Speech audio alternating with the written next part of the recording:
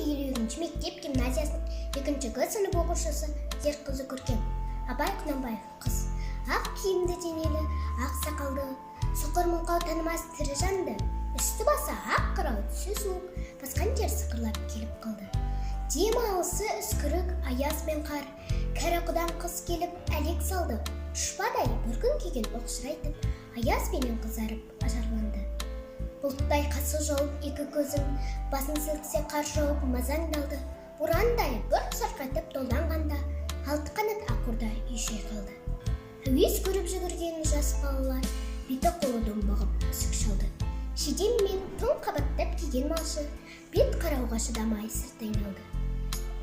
Қар тепкенге қажымас қайран жылқы, тетігі құруына азап қалды. Құспен бірге тұмсығын салды қасқыр, малшыларым қорқылма итке малды. Соныға малды жайып күзетіндер, үкілтімес қайрат қыл бұз қамалды. Ит жегенше Қондыбай қанай жесін, құр жібер мына тұрған кәр шалды.